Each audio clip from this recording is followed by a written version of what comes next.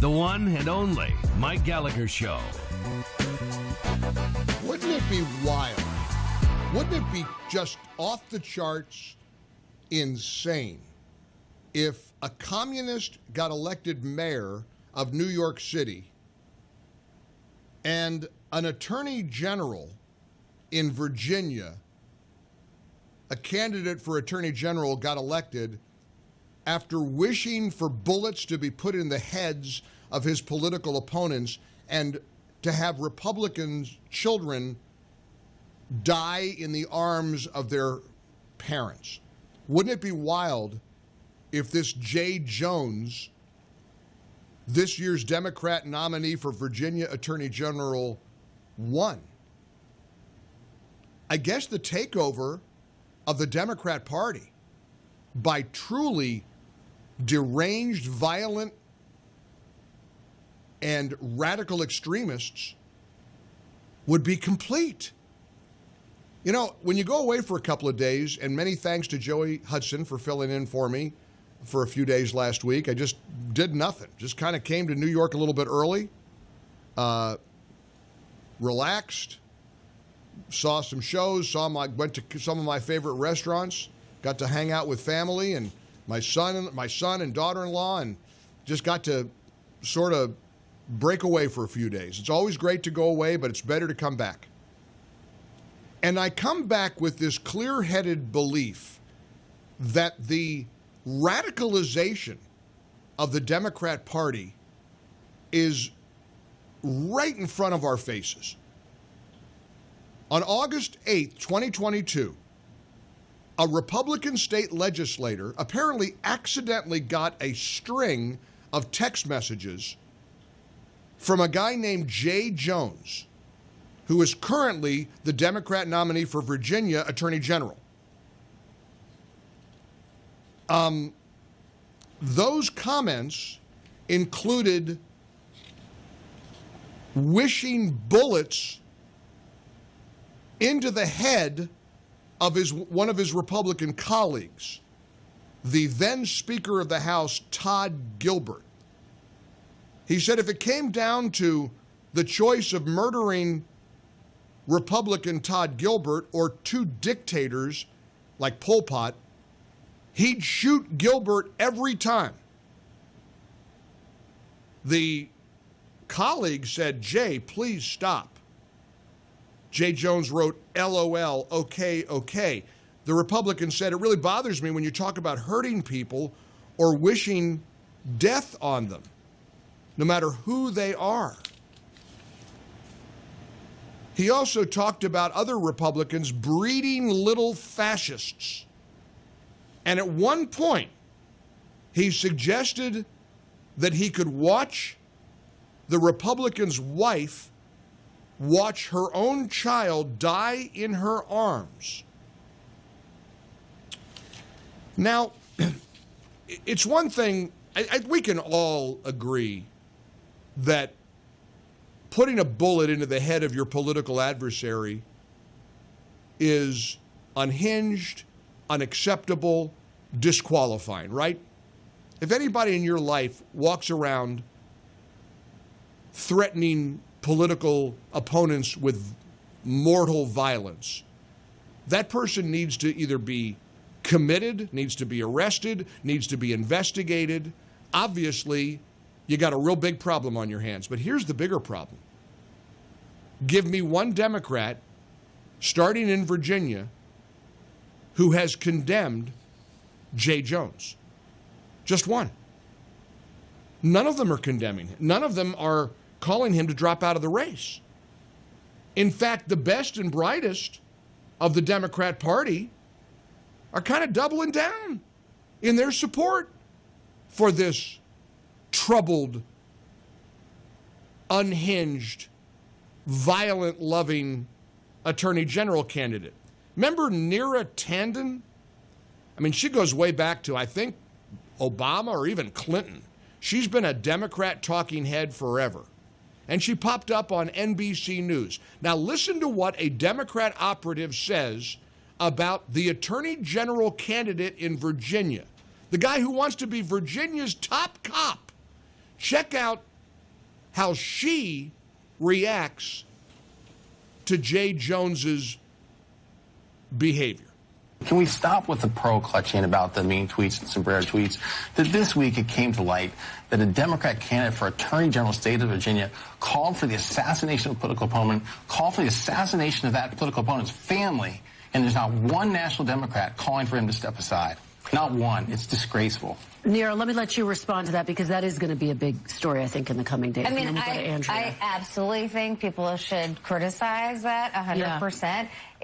I think it was a private conversation he had, but still awful and disgusting. Wasn't calling for it public, but terrible. And it should be condemned. But then we should condemn that. But then you should condemn when the president calls the Democratic Party the party of Satan. Yeah, in all fairness. Why don't we just say both of those things? I think I've paid the price for standing for political violence on our side. But yeah, I agree with that. But let's criticize other Republicans or the president. I think I for not saying But Satan. the fact that not one Democrat has stood out when he called for a political assassination, this moment of political violence, is crazy.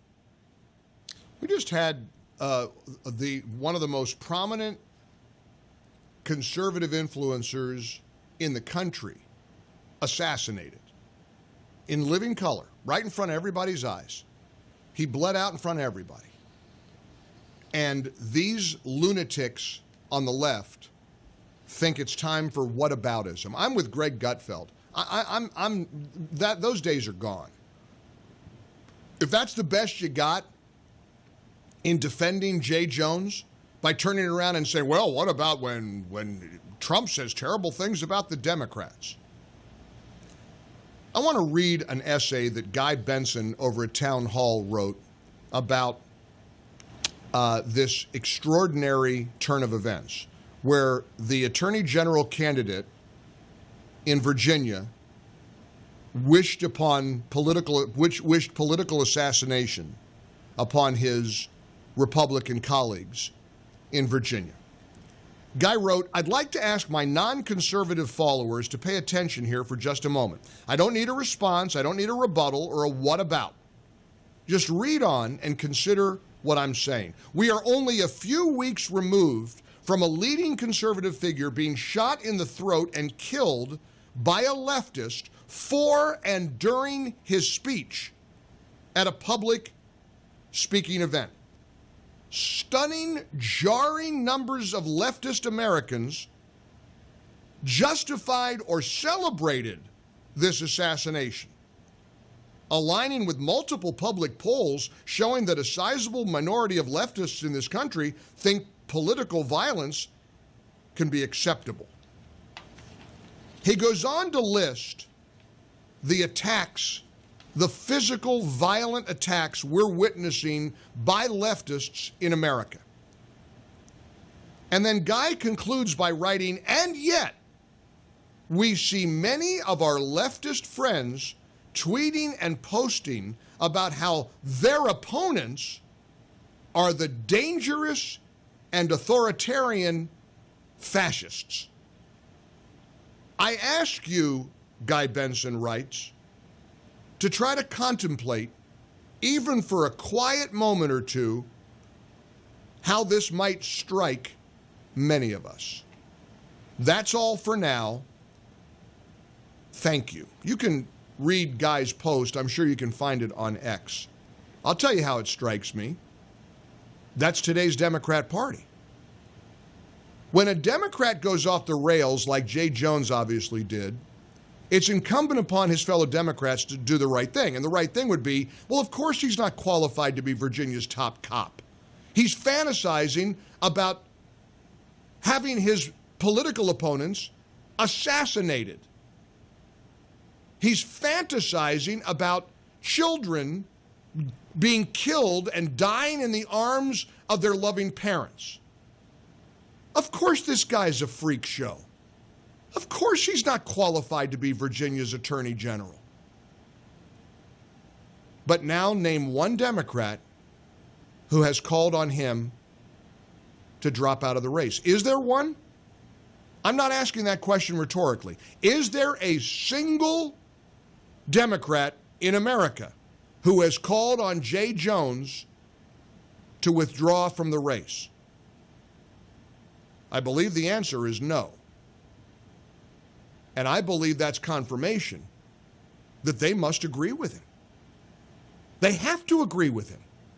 I mean, his comments were so egregious that it's not even a heavy lift to say, look, he's got to step down, obviously. I mean, this is not a guy qualified or capable of being the Attorney General of Virginia. He's going to have to prosecute crimes. He's the top cop. The Attorney General is a very important, powerful position. Not one Democrat has said the guy's got to go. He's got to step out of the race. Not one. I think Matt Walsh might be right. Matt Walsh posted something that was pretty provocative, as is often the case with Matt. And I'm going to read this to you, and I'm going to challenge you to answer Matt's post with a yay or nay, thumbs up or a thumbs down. Matt Walsh writes, and I have a hard time disagreeing with it. Of course he's not going to drop out. He's got the cover of all the Democrats who think what he said is correct. Let me read what Matt Walsh said, and then I'm going to turn the phone lines open to you at 800-655-MIKE as we kick off a Monday in the Relief Factor studios. Matt writes, Jay Jones isn't going to drop out of the race. Why would he? He knows that the majority of Democrat voters agree with what he said and are happy that he said it. Fantasizing about murdering conservatives and their children is not a scandal on the left. That's how they all feel. Wow. Is he right?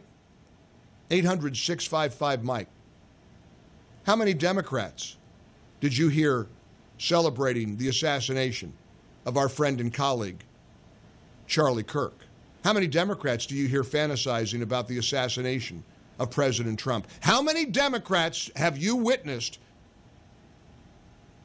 expressing jubilation at the idea of killing Republicans? I don't want to believe that Matt Walsh is right, but perhaps he is.